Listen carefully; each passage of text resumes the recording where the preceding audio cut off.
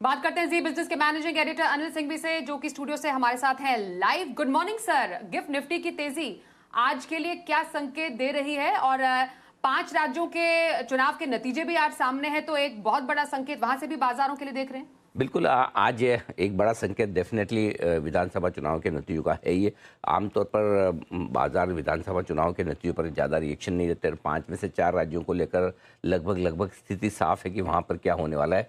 नज़र सिर्फ एक ही है कि पश्चिम बंगाल में क्या इस बार सत्ता परिवर्तन होता है। और जिस तरह से एग्जिट पोल 8 में से 6 बीजेपी की बढ़त की ओर इशारा कर रहे थे, तो सबसे इंटरेस्टिंग रिजल्ट पश्चिम बंगाल का ही होगा। अगर पश्चिम बंगाल में बीजेपी जीत कर आती है तो ये बाजार के लिए सेंटिमेंटल पॉजिटिव होगा। कई लोगों का ये मानना है कि अगर बीजेपी नहीं जीत पाए तो शायद नेगेटिव हो। मेरा मानना है कि कोई खास नेगेटिव होगा नहीं, क्योंकि जीत पाना पॉजिटिव होगा, नहीं जीत पाना तो वही है कि जो पुराना क्रम चल रहा है वही अब तक चलता हुआ आया है। हाँ, अगर जीतती है तो शायद 100 से 200 पॉइंट तक की एक सेंटिमेंटल तेजी आप निफ्टी पर बनते हुए देख सकते हैं। और नहीं तो 101 पॉइंट का करेक्शन अगर नतीजों में आपको रुझान ये दिखे कि बीजेपी की सरकार एक बार फिर से नहीं बनने के स्कोप दिख रहे हैं, तो थोड़ा इम्पैक्ट होगा, लेकिन बहुत बड़ा इम्पैक्ट नहीं। हाँ, बाकी राज्यों में, चारों राज्यों में उम्मीद के मुताबिक नतीजे आने की संभावना है।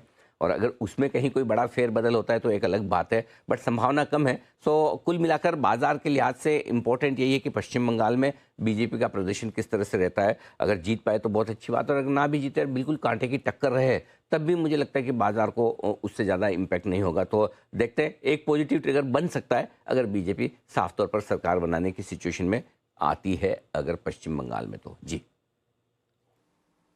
बिल्कुल सर। अब गिफ्ट निफ्टी की तेजी वो क्या संकेत दे रही है? कच्चे तेल का भाव 2 दिन में 8.5% फिसलकर $108 के पास है। इसे अब कैसे देखें बाजार? देखिए, गुरुवार को सबको बहुत बड़ा डर था कि कच्चा तेल का दाम $126 के आसपास हो गया। और साथ ही आपको पता ही कि हम बार बार लगातार ये कह रहे थे कि डरिए मत। नो डाउट दाम ऊपर होना कोई अच्छी बात नहीं, लेकिन उसके पीछे टेक्निकल रीजंस हैं। और वो रीजंस है, जून सीरीज का आखिरी दिन था, एक्सपायरी के पहले की एक शॉर्ट कवरिंग थी। पूरे महीने कच्चा तेल मजबूत रहा, तो आखिरी दिन शॉर्ट कवरिंग होना लाजमी थी। और आप देखिए, $126 से तो शुक्रवार को इस $8-9 गिर के आ गया था। और उसके बाद अब सिचुएशन आपके सामने है कि जुलाई वायदा बिल्कुल $108 के आसपास है। तो 2-3 कारण है। एक तो एक्सपायरी का शॉर्ट कवरिंग का जो प्रेशर था वो खत्म हो गया। दूसरा, हॉर्मुज खुलने को लेकर संकेत तो ये नहीं कहूँगा कि आ रहे हैं, लेकिन फंसे हुए टैंकर्स, जैसा भी बग्गा साहब भी बता रहे थे, धीमे धीमे निकल सकते हैं ऑपरेशन फ्रीडम के तहत। वो एक थोड़ा सा कच्चे तेल के दाम को कम कर रहे हैं। तीसरी बात यह है कि कहीं न कहीं ईरान पर प्रेशर बन रहा है। ज़्यादा लंबे समय तक वो हॉर्मुज को डील ना करे, ऐसा हो नहीं सकता, क्योंकि अमेरिका ने हॉर्मुज बंद कर रखा है। तो कहीं न कहीं मार्केट ये भी मान रहा है कि ईरान थोड़ा झुककर अब समझौता करने की कोशिश करेगा। और चौथा आखिरी कारण कच्चे तेल की गिरावट के पीछे ये कि ओपेक प्लस ने भी अपनी पहली बैठक, जिसमें यूएई बाहर निकला, उसके बाद जो पहली बैठक हुई उसमें उन्होंने उत्पादन बढ़ाने का फैसला लिया है। तो इससे भी कच्चे तेल के दाम पर दबाव पड़ा। तो मेरा ये मानना है $120 के ऊपर कच्चे तेल सस्टेनेबल नहीं है। वो एक खाली अगर ये जून सीरीज का आखिरी दिन नहीं होता तो शायद $120 पार भी नहीं करता। कुछ समय के लिए, घंटे 2 घंटे के लिए आपने $120 के ऊपर कच्चे तेल को देखा। वो एक होता है ना कि एकदम अचानक से उछाल शॉर्ट कवरिंग की वजह से अब वापस सही लेवल पर है। जहाँ तक सवाल बाजार का है, अनडाउटेडली मजबूत शुरुआत होगी, क्योंकि 2-3 कारण है। एक कच्चा तेल है, दूसरा जो कुछ युद्ध को लेकर डेवलपमेंट है या बातचीत को लेकर डेवलपमेंट है वो नेगेटिव नहीं है। और तीसरा एक और है कि 2 दिनों में अमेरिका में भरपूर तेजी होती दिखी। आप देखिए, नैस्डैक और S&P 500 तो फिर से रिकॉर्ड हाई बनाकर और रिकॉर्ड हाई पर ही बंद हुए हैं, क्लोजिंग बेसिस पे भी, इंट्राडे बेसिस पे भी। यानी कि ग्लोबल मार्केट्स में 2 दिनों में अच्छा एक्शन रहा है। तो कुल मिलाकर संकेत आपके लिए शुरुआत करने के लिए अच्छे हैं। वीकेंड पर जो नतीजा है, एक भी नतीजा कोई बड़े एक्सीडेंट वाला है नहीं, ठीक ठाक नंबर्स हैं। तो ऐसे में मेरा मानना है कि एक बार तो हम करीबन 200 पॉइंट तक की तेजी दिखाएंगे। करीबन आप ये मान के चले 24,200 तक की जाने की एक कोशिश निफ्टी की हो सकती है।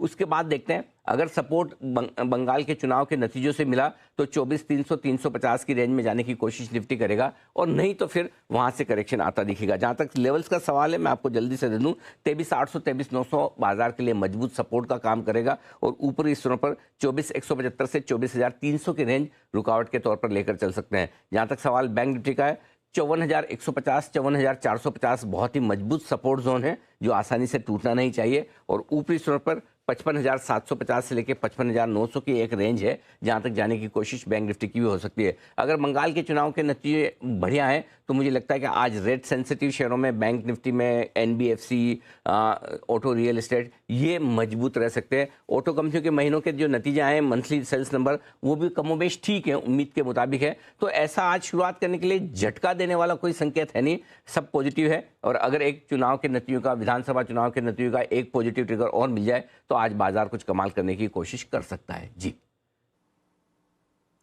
धन्यवाद सर आपका बड़ी एनालिसिस के लिए और इंपॉर्टेंट लेवल्स बताने के लिए।